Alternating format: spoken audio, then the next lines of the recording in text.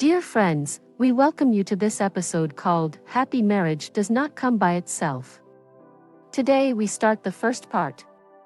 The family is the primary center for restoring the image of God to man and woman. From the beginning of history, God used the family to nurture and grow His church. From the Garden of Eden, He intended Adam and Eve to be the source of the Holy Family in this world.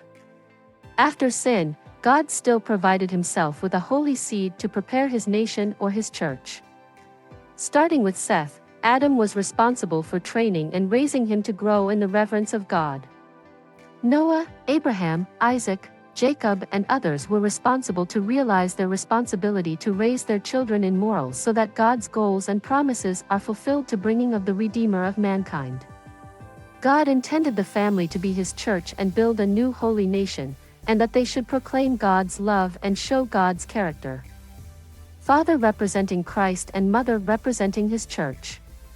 But in these days, we see what God intended has become a great center of violence, fighting, violence, etc.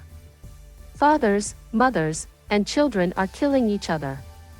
Sister Ellen G. White says, "The heart of the community, the church, the nation is the influences of home, a good community, a prosperous church. The success of the nation depends on the influence of at home." Ministry of Healing, page 319.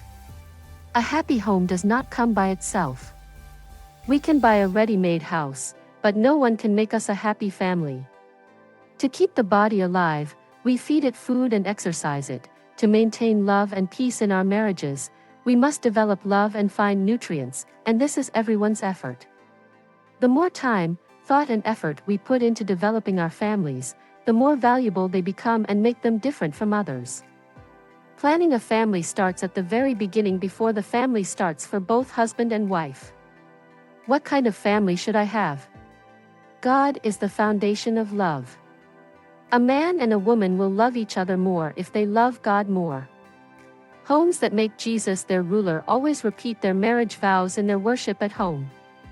Happy families should remember God and His Word. Read Mark 10 verse 7. For this reason a man will leave his father and mother and be united to his wife. I advise all married people to try as much as possible to avoid looking at your spouse's shortcomings. But always try to make room for the good things your partner has instead of looking at his weaknesses. Happiness, however, does not come from what you have or what happens to you, but it comes from how you relate to what you have. Love is a choice. Many of us only looked at impermanent things, such as beauty, wealth, education, etc. Some people get married for the sake of getting a partner, others for security and others for the inspiration of the community, others for the fulfillment of sexual desires. Others to have children. If I may ask you, why did you get married?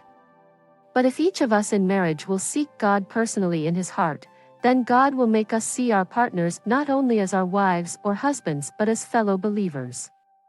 And so we cannot show love to fellow believers in the church while your fellow believer at home, your wife or your husband, you always arguing and fight.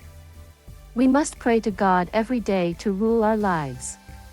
Start the day by putting yourself in God's hands, so that God can control your anger, your words, your thoughts, and help you to be a good husband or wife for that one day. Stay tuned for the second part of this episode.